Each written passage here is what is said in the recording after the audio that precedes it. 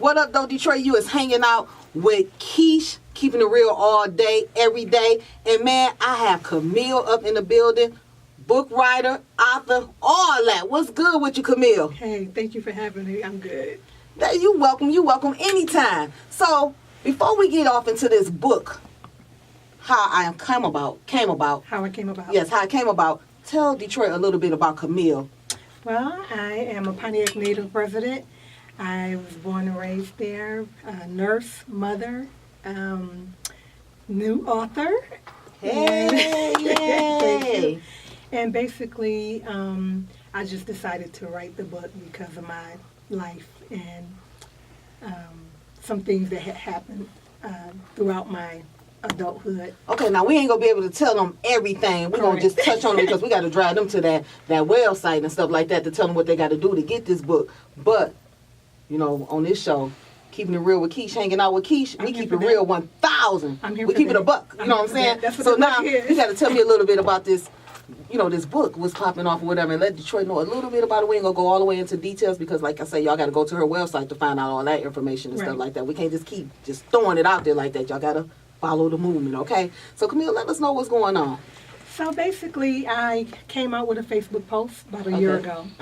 That's kind of what catapulted the writing of the book. And this is so perfect, not to cut you off, because this podcast show my topic is going to be about Facebook. How people break up, you know what I'm saying, off relationships and stuff over a Facebook post, and how you know, you don't follow your significant other because they say things that will make y'all break up, and people lying and just all types of stuff. So I'm going to be keeping it 1,000, not 100, 1,000 when it comes to this topic on Facebook. So this is perfect. This is right on time. So come on, give me a little more. I need a little more of that juice to the air. Speaking of that, last year I decided to actually break up with my significant other on Facebook. Oh, snaps, this is perfect. Yes.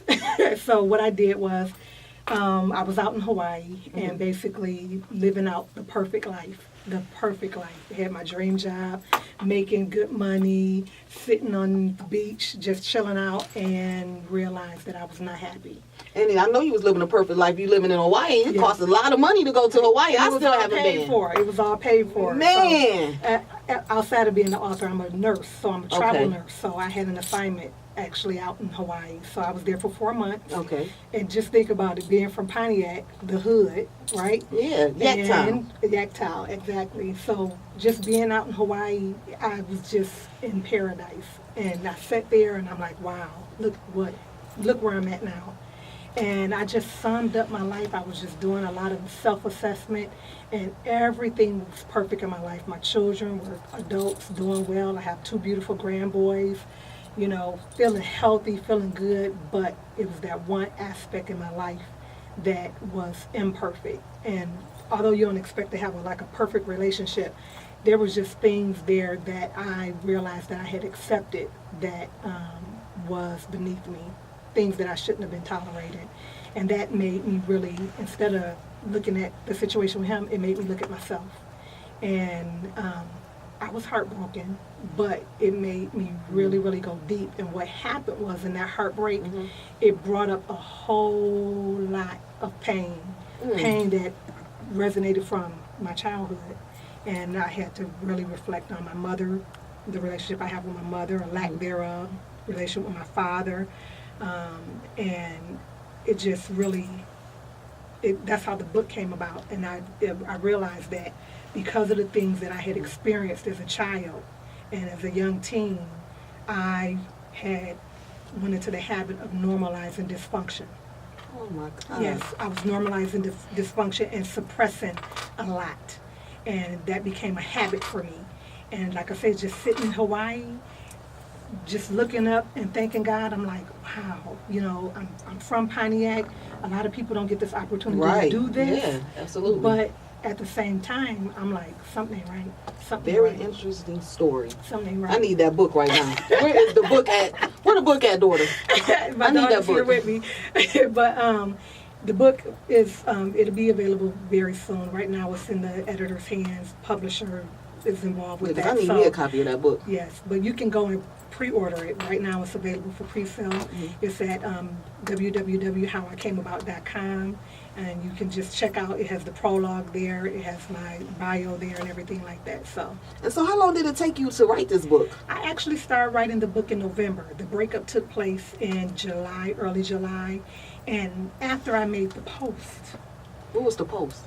Well, you probably can't say right now. Well, it's still on my Facebook page. You have to go back a little ways. I'm going to have to go on your page. Right, and I don't want to tag you in it because it'll go live again. The post basically went viral, and with that happening, a lot of people reached out to me, and I had a lot of sisters in my inbox saying, Camille, you're telling my story. I've been through the same thing. My heart breaks for you. And then I started also getting inboxes with people just crying out. It was almost overwhelming to me. It almost took the attention away from what I was going through personally. Okay, now I need to know what this post is, because this post can probably turn into a nonprofit organization. Oh, Lord. So the post is basically me addressing what you were talking about. I'm in this relationship. We're not friends on Facebook. I'm just feeling some kind of way as a woman, being in a relationship. This is an 8-year relationship, and I still just kind of felt like he was downplaying the relationship a lot, although, he was significant in my life. And, men say I'm private, I don't do social media and all this, but you do, you do. Yeah. I see you. Is they from here? Was he from here? He's from Pontiac, but when I'm seeing you on Facebook, you're on there every day, and you posting up where you at, but I'm in the background, and I don't see me. So with that, I said, I got something for it. But the thing about it is that I don't want to make this about him because the book isn't about him. Right. But the post in general was basically a woman who said enough is enough. And I just kind of talked about the relationship. And I did it because I was tired of the dysfunctional cycle. Yeah. Wanting to be out of a relationship. Mental. Yes, Yes. and I was feeling like emotionally drained. But I knew that I would go back if I didn't basically end it in the way that it needed to. It needed to happen the way that it happened, in a nutshell. So I made the post, and I knew that was going to end it with him. Even if I wanted to. And he was upset? Oh, was he? So what did the post say exactly? Was it real long? It was a long post. Okay. Well, can you give me a little brief description of it or whatever? Then I'm going to go check it out. I'm going to go to your page, and I'm going to look. Again, basically, enough is enough. I've been in this relationship with this man. Was it a lot of cheating? I found out that it was. There was a baby that was created. That sounds like my story. And actually, there was actually a marriage that I had found out during the relationship. Wait a minute. Stop. I need this book immediately. You mean to tell me that this dude was with you for 8 years and was in a marriage? He was married. And the wife she not still with him? No, she actually called me to accuse me of being with her husband. And he ain't told you nothing? I didn't know nothing about it. And our mutual Y'all better friends go get that book. That's going to be a deep book. Yeah, we had mutual friends. I knew his family and all of that. But no, he was actually in the Nation of Islam. And that was a big part of why the post kind of was a hot topic. Well, they like getting married to, multiple women. Well, not in the Nation of Islam, actually. Oh, okay. That's the other culture then. Yeah. Okay. In Islam, men are allowed to have more than one wife. It's permitted, but in the Nation of Islam... Oh, the nation is different. Okay, I know some of them in there. Yeah. So, but I came from a different part of Islam where, I have been, and that's another part of the book that we'll talk about, but being in a multiple marriage, I wasn't a stranger to that, and he knew that. And we had talked about, the possibility of another woman coming into the situation, but... And he was married. He was already married. Right, that's what I'm saying. He was married. But he didn't tell me that part. Yeah, that's what I'm saying. Yeah. Because you don't seem like you would talk to nobody if you know that they got a husband. That don't seem like your character. Looking at you, that don't look like your character. No, you know what I'm saying? Because you can pretty much get people vibes and spirits to know that they are good people. Yeah, I would and you seem like you're a great person. Never want to hurt another sister like that. And I explained that to her when she reached out to me. Yeah. I was devastated, in tears, but I stayed. This was actually about 4 years before the post, Aikisha. So I stayed. He divorced her, but I was still in it because I was just what you call that down. Yeah, but it ain't your fault though. You know what I'm saying? Because you didn't know. I was in love, and I stayed, and we tried to work that situation out. But again, just being out in Hawaii, I'm like, I'm not happy. And I had expressed that. You know, you smiling, professionally, everything is going good, financially, like all the areas Because of life my ain't perfect. Yeah, and that's the thing about what we as women do. We kind of cover down our men. And we make excuses for them. Yeah. Hey, I don't do that no more. Them I would never do that for me. again. I would never do that again. But that's just the thing about suppressing our reality. You know, we happy. You know, our man, he took us out to dinner, but we don't talk about the bad that's things. going.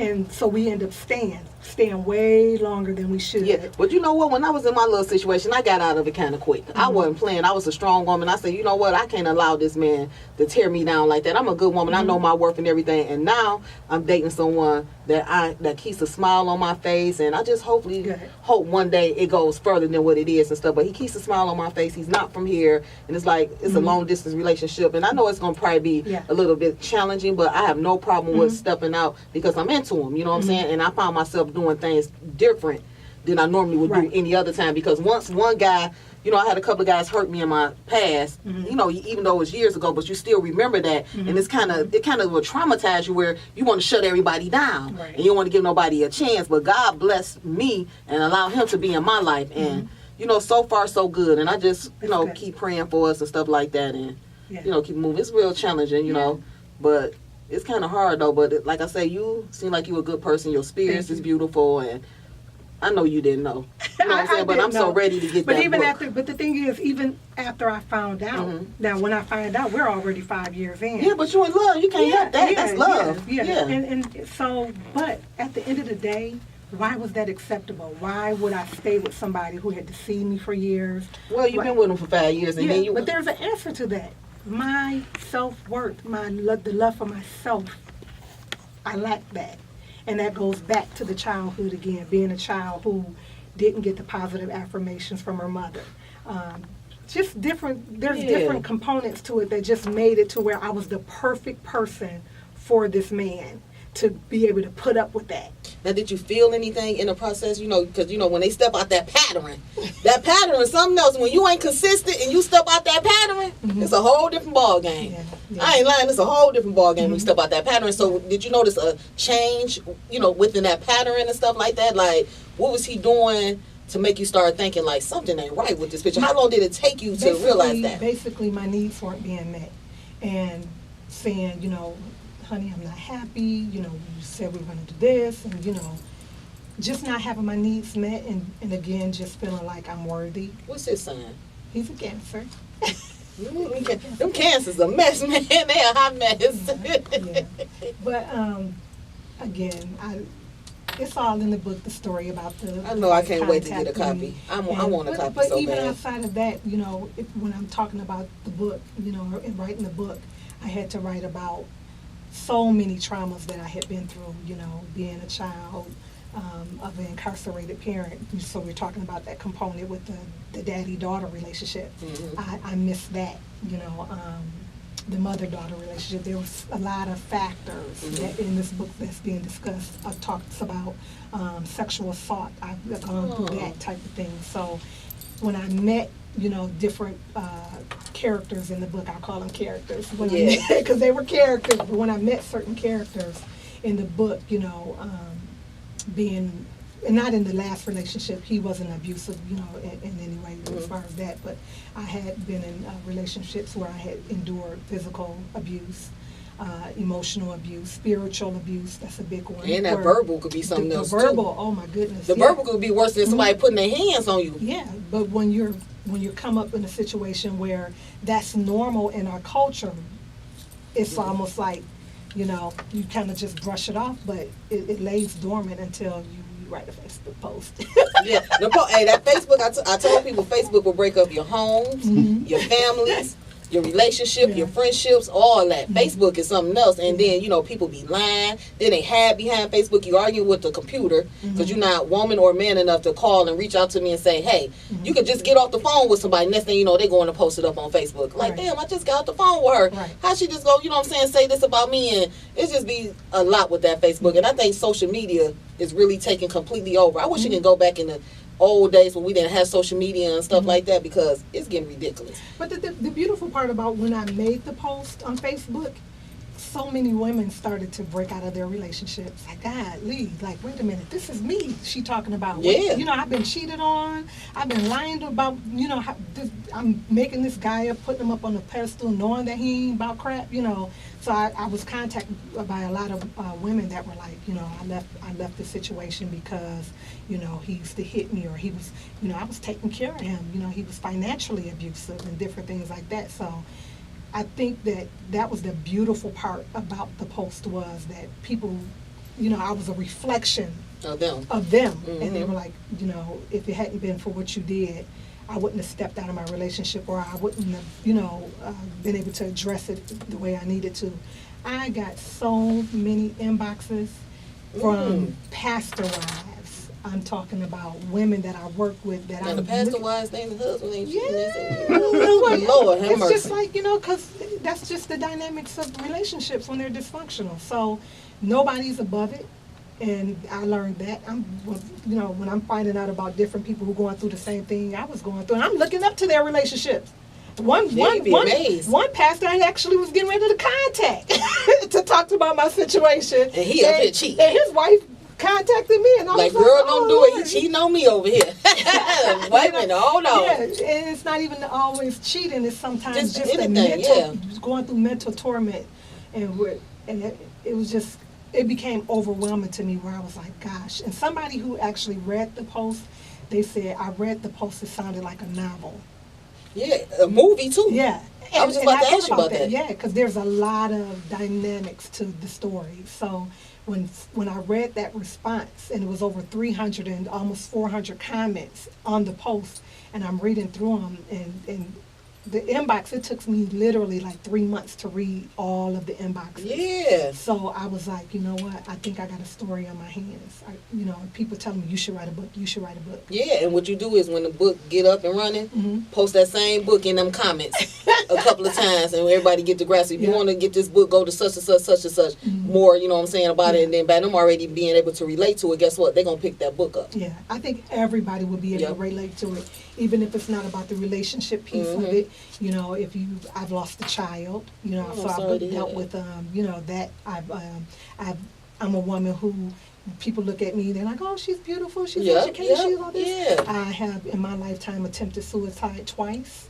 So there's a lot that I've gone through throughout my life where I feel like a survivor. I know that I have a story to tell, and I just want to tell women and men, don't give up, keep pushing through. I had my breakthrough in Hawaii, and I'm hoping that everybody else eventually has their awakening. So what made you move back to Hawaii? Was he coming down there? Well, he did visit down there, and the thing about it is, when I was there for work, so he made a visit that didn't go over very well, but just being there, being isolated, it gave me time to get disciplined in my prayer.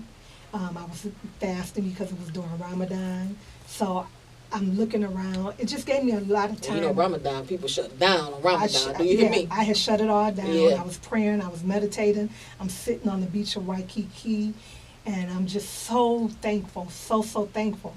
And I had to ask myself a question. Of all the things that you love, where in that do you say you love yourself? Right. And I thought about him. I thought about my children. I thought about my patients that I take care of. And then I'm getting emotional now, but at a certain point, I realized that I had left myself out. And that's when I said, I got to change this. I really, really got to change this. So was it really kind of hard to leave, or did you try to come back?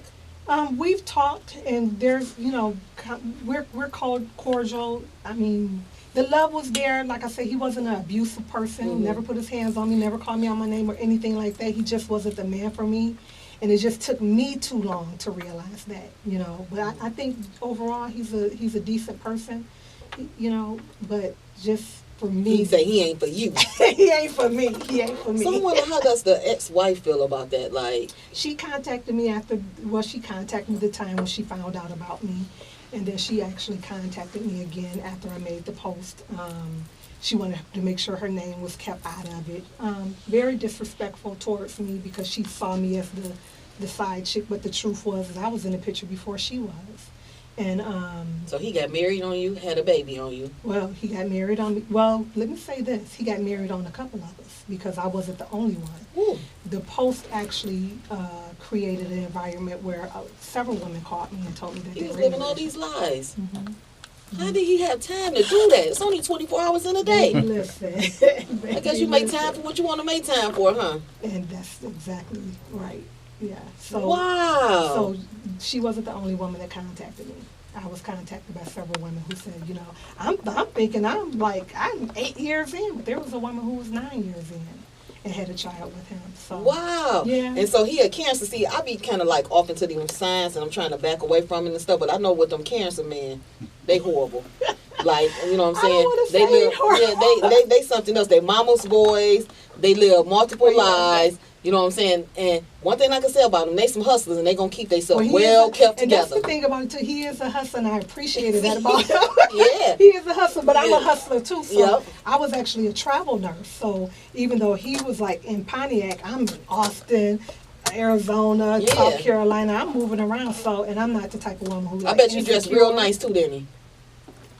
Yeah. See, I called it out. Yeah. Them Cancers, they keep themselves up. They keep themselves up. They are Very nice hustlers, looking man. and if their mothers are still around, they are mothers' boys, Yeah, mama's he was. boys. Yeah. Yeah, Yeah, and his they be mother. having a lot of women, and they know how to wine and dine you and treat you Yes, real he did. good too. Yes, he did. You know what I'm saying? And that's the thing that, you know, after it was all said and done, a lot of people felt like I was in an abusive relationship, like he was dogging me. He wasn't. He was very respectful. He opened the doors for me. Yeah, they put real out a chair nice. for me. They what a woman looking for until that you get to find out about all the other women. But Yeah, you can point out the need, and so the need that I had, he was able to meet that. Yeah. But at the end of the day, with me being in a position where I needed to value myself and know exactly what I deserved, it wasn't what was intended for me. and they always on the go. They Lord, stay on do the go. you, girl, you got his number in your phone? No, because I told you I be off into the signs. I'm trying to like steer away from them though, but I be calling them. So my friends, you know, my best friend, all them be calling. Hey, I'm dating such and such. What his sign is this? Tell me about him. And I be calling it out. I be hitting it out. Them Yeah. Cancer men, because it was a time that I used to always like draw Cancer men, Mhm. and I never like settled down with them because they wasn't for me. Okay. You know what I'm saying? Then one of my brothers are a Cancer. Mhm. Yeah, so you know, I don't, you know, I know how they get down, so I never like try to be Yeah. serious with them. They were a joke to me, and nothing against none of the Cancer mans out there. You know what I'm saying? Nothing. I'm just saying from my past experience, and then now listening to you. Yeah. But yeah, them Cancers is a piece of artwork. Yeah. You know what I'm saying? Yeah, but they are some good men. They Yeah. just love women. They the ladies man. Ladies man, very charming. Yep. Very charming. They tell women what they want to hear, Yes, and he did. they will do that. They will do the things that you want to hear. You know what I'm saying? But they just can't help themselves. Okay. Sound like you know. Yeah, you're very accurate. Yeah, very yeah. accurate. So you know, yeah. So it's sign. What's your sign? I'm Sagittarius. Okay, you're Sagittarius. Yeah. Yeah. So I'm Yeah. happy-go-lucky. I Yeah. just let people do the Hustler. you know. Y'all be about the money. We're about the. I am about. Yeah, the definitely money. about the money. Yeah, so. Good careers and all that type of Mhm. stuff. So I'm a Yeah. go-getter, and Yep. you know, I think men are attracted to that, but I'm right now just trying to figure Some out. of them. Say that again. Some of them. Okay. Yeah, you're right. Yeah, because like some of them they sit up there and cheat on you, and you be having it all going on. I Next didn't thing you know, say- the next. I'm look. just saying, period. You know, just some of the men just speaking, you know, in general. Next thing you know, they messing with some. Thought, Yeah, you know they're what I'm saying? attracted to the women who are educated and you know money makers, but that don't mean that they're loyal to To them. exactly. Yeah. I like how you put Yeah, that. That's yeah. the best way to put that. Yeah, because I think a lot of men are attracted to me, but they can't handle. They might be intimidated by you. I've heard that before. Yeah, I be hearing that about me too. Yeah. But I guess what, you can't come off a horse. You know what I'm saying? For real, because you want to be staying down here. I'm on a mission right now. You know what I'm saying? I can't allow you to stop me from growing. Yeah. You either And gonna jump on I've this run into that. bandwagon or you gonna stay back there and keep trying to figure it out. I'm Yeah. gone. And You as know? long as you know your worth and not demand but command the respect that you deserve, Exactly. you're gonna be all good. Yep. And so I Yep. had to learn that. You know, I'm down demanding. No, you're supposed to love me. Wait a minute. No, it's gonna be this, Mhm. or you can keep it moving. Yep. So Yeah. I'm stronger and wiser. Yeah, now. so where they can find this book at? Again, they can go to www.howicameabout.com. There's a website there where they can pre-order the book. That pre-order just started on August 1st. The book cost is $20. Right now, it's going to include shipping, and I also, have where I can sign it and send personalized thank you notes. Mm-hmm. I'm going to be in the Pontiac, Detroit area until the end of Mm-hmm. October, so they can hit me up on Facebook, let me know that they want the book.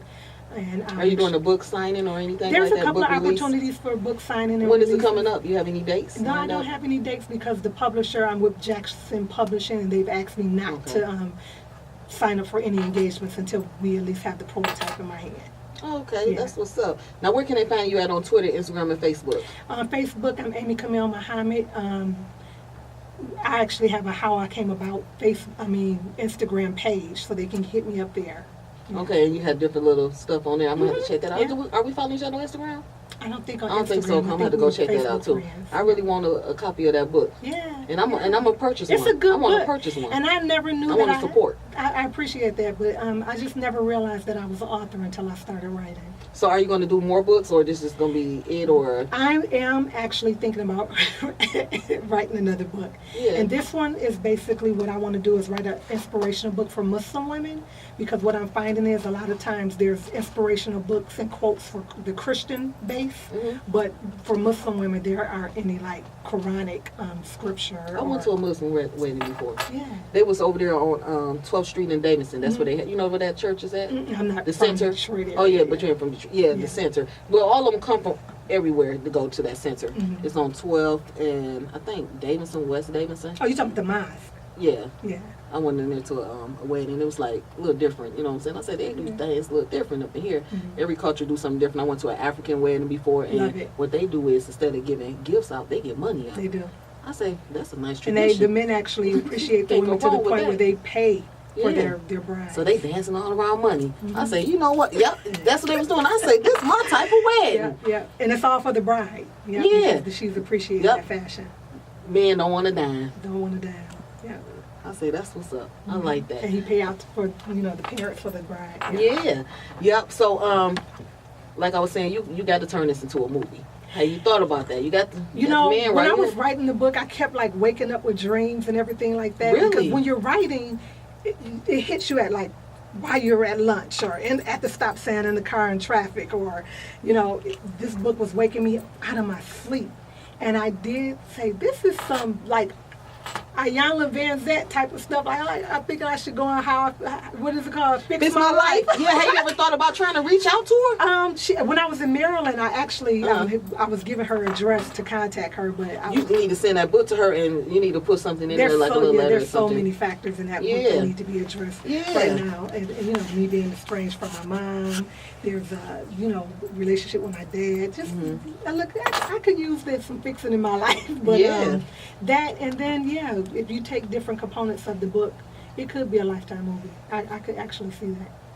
You can be a relationship expert. Have you thought about doing Let something me like get that? in a successful relationship first. No, because you've been through it. You know what I'm saying? I So have. I've that could be been the through next it. I've move. been through This it. can become really, really big. Seriously. I've been told that, and I have had to advise women. People inbox me and talk to me and different things Yeah. like that. I went from having maybe 700 Facebook friends to now 5,000 with an additional 1,000 followers. So I can see where people appreciate my advice. Yeah. Yeah, and then you touch it from every angle. That's that's the thing. You know what I'm saying? You hitting every angle of what people are going through in their everyday lives. Yeah. Well, I'm willing to let God use me whatever way He wants me Yeah. to. I didn't think I Keep was the speaking author. through me. Yeah, I didn't think I was the author until now. Yeah. Yeah, well, congratulations. I appreciate And then we it. got your Thank you. daughter back here. What's your name? Step up and say something. I get everybody when they come in here. Anybody come in here, I get you. I'm not camera ready. I mean, that's stuff. Look what I got. We got to do what we got to do. It looks nice on This you. is my I like oldest it. daughter, Jazz. I was a Yeah, she look teenage just mom like you. too. Thank you. I was a teenage mom too, so that's talked about in the book. But I have her and my youngest daughter. I have a 28 and a 26-year-old. Any grandkids? I have 2 grandboys. You have any kids? No, not my, yet. my No, youngest no, daughter, not you. Kiara. Yeah, she gonna knock on the way. Hey, let me hit that real quick. No, I have 2 grandboys, Grant and Roy. So my Aw. youngest daughter, Kiara, she's 26, living in Mount Pleasant. But yeah. And yes, Camille, she has beautiful spirits, man. She Thank is just you. so nice, man. Yeah. I cannot wait to get the book.